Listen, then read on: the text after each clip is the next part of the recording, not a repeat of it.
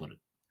এই সরকার যদি আগামী আ কিছুদিনের ভিতরে ব্যর্থ হয় রাষ্ট্রটাকে পরিচালনা করতে, কেওস হয়। কেওস কেন বলতেছি? এখানে সম্ভাবনা আসলে আছে। বাংলাদেশে তো যেহেতু দীর্ঘদিন ধরে গণতান্ত্রিক চর্চা ছিল না, মানুষের দাবি নিয়ে মানুষ কিন্তু এগিয়ে আসতে পারেনি। আমরা এখন দেখতেছি বিভিন্ন সংগঠন তাদের দাবি নিয়ে এগিয়ে আসতেছে। আমরা দেখেছি এই যে গ্রাম পুলিশ, তারপর এখন দেখতেছি যে বিভিন্ন ফ্রিল্যান্সাররা তাদের যে সংগঠন, আ তারপরে আরো বিভিন্ন মহল যারা কিন্তু আপনার দাবি নিয়ে আসতেছে। এই দাবির যে একটা ইয়ে পড়ে গেছে। আ বাংলাদেশের বিভিন্ন শ্রেণী মহলে তাদের নিজের জায়গায় যে তাদের যে দাবিগুলো, সেগুলো নিয়ে কিন্তু আন্দোলনের একটা রূপ আমরা দেখতে পাচ্ছি এক ধরনের। সেটা এখন আপাতত দেখতেছি সাধারণ দাবি। কিন্তু এটা পরবর্তীতে কিন্তু একটা ভিন্ন দিকে মোড় নিতে পারে। ধরুন শিক্ষকরাই তাদের দাবি নিয়ে এগিয়ে আসলো।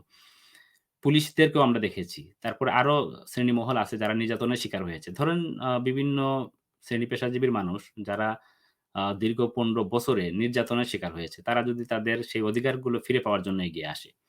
এই যে সিচুয়েশনটাকে কন্ট্রোল করা আ এই ডক্টর ইউনূস সরকারের জন্য কঠিন হয়ে যাবে। সেক্ষেত্রে যদি তারা ব্যর্থ হয় এবং বাংলাদেশে একটা chaotic সিচুয়েশন হয় এবং সেটার যদি অ্যাডভান্টেজ কেউ নিতে চায়, সেটা তো সেক্ষেত্রেও তো কিন্তু তৈরি হয়ে যাবে। গ্যারান্টি দিয়ে কোন কিছু বলা যাচ্ছে না। জানি না দেশ এই বাইরের শক্তিও যদি এখানে ইনভলভ হয়, তারাও যদি আমাদের দেশকে ডিস্টেবিলাইজ করতে চায়, হুম? আমি প্রকাশ্যেই বলি, ক্লিয়ারলি বলি, ভারত যেহেতু আওয়ামী লীগ সরকারকে এখানে সাপোর্ট করেছে, সেই সাপোর্ট করতে গিয়ে আমেরিকার সাথে তাদের কিন্তু একটা তর্ক-বিতর্ক বা একটা ডিপ্লোম্যাটিক ওয়ার আমি বলব, করতে হয়েছে তাদেরকে।